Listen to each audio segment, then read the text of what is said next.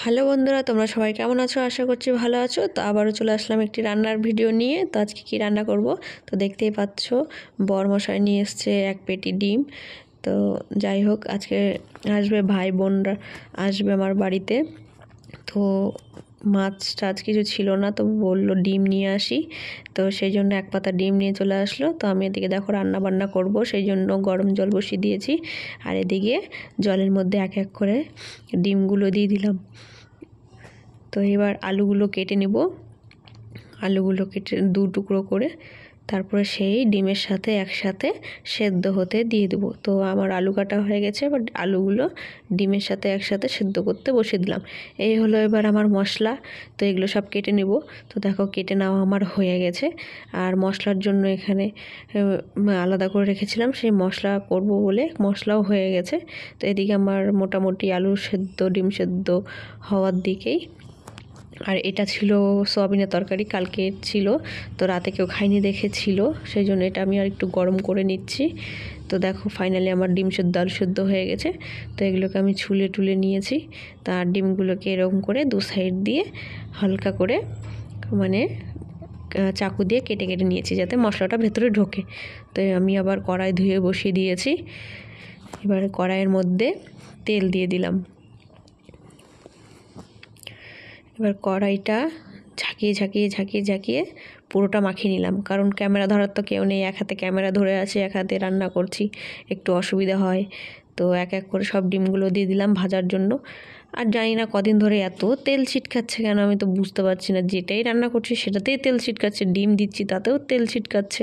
তো যাই হোক, সেই জন্য ঢেকে ঢেকে রান্না করছি।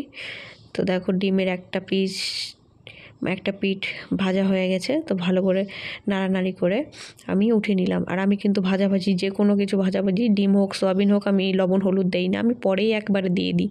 তো আমি ডিম ভাজলে কোনো দিনই হলুদ লবণ দেই না। তো যাই হোক, তো যেটুকু তেল ছিল ওই তেলের মধ্যে আর একটু তেল অ্যাড করে তার মধ্যে আমি গোটা মশলা দিয়ে দিলাম। গোটা মশলার মধ্যে দিয়েছি দুটো এলাচ আর দারচিনি, আর দিয়েছি গোটা জিরে।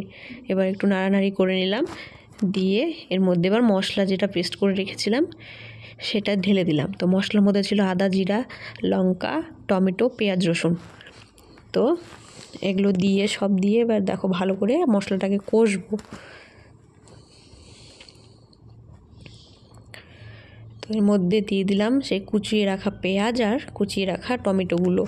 সত্যি কথা বলতে পেঁয়াজটা আমি ভাজার সময় মানে এক সাইডে রাখা ছিল, তো আমি দেখতে পাইনি, তো যার জন্য আমি পরে দিয়ে দিলাম। তবে এটাও খারাপ লাগবে না, ভালোই লাগবে, একই ব্যাপার।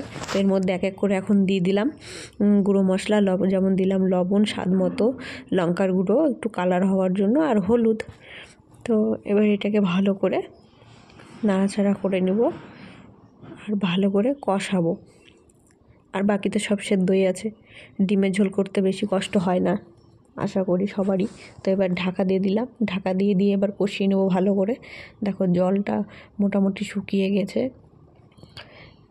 আর অনেকটা হয়ে এসছে, তবুও আরও ভালো করে কষাতে হবে। তো তার জন্য এর মধ্যে দিয়ে দিলাম সেদ্ধ করে রাখা আলুগুলো। এবার এই দুটোকে একসাথে কষবো ভালো করে, কষিয়ে একদম জলটাকে, যেই জলটুকু দেখা যাচ্ছে ওইটুকু শুকিয়ে নেব। তো দেখো আবারও ঢাকা দিয়ে রেখে দিলাম। ঢাকনা খুলে দেখছি যে মোটামুটি হয়ে এসছে, আর একটুখানি হলে হয়ে যাবে। তো এবার ঢাকনা আর দেবো না, ঢাকনা খুলেই একটু জলটাকে কষিয়ে নেবো ভালো করে। তো দেখো কষাচ্ছি। তো মোটামুটি এদিকে কষানো আমার দেখো হয়ে গেছে, একটুও কিন্তু রস নেই, আলুর গায়ে মেখে গেছে। এবার দিয়ে দেবো জল। তো জলটা একটু কম হয়ে গেছে, আমি আর একটু পরিমাণে জল দিব, কারণ এটা আর একটু সামান্য জাল হবে। তো দেখো আমি কিন্তু জল অ্যাড করে দিয়েছি, জল দেওয়াটা তোমাদের দেখাইনি, কিন্তু অ্যাড করে দিয়েছি, দেখেই বুঝতে পারছো আগের থেকে একটু বেশি আছে। তো এবার এটাকে জাল দিয়ে নেব। এবার কিন্তু আমি ঢাকনাটা দেইনি, তো ঢাকনা ছাড়াই আমি জাল দিয়ে নিয়েছি। তো কিছুক্ষণ জাল দেওয়ার পরে আমি দেখো ডিমগুলো ঢেলে দিলাম জলের ভেতরে। তো এবার এটাকে ভালো করে আবার কষিয়ে নেব যতক্ষণ না রান্নাটা কমপ্লিট হচ্ছে। তো একটু নেড়ে নিলাম।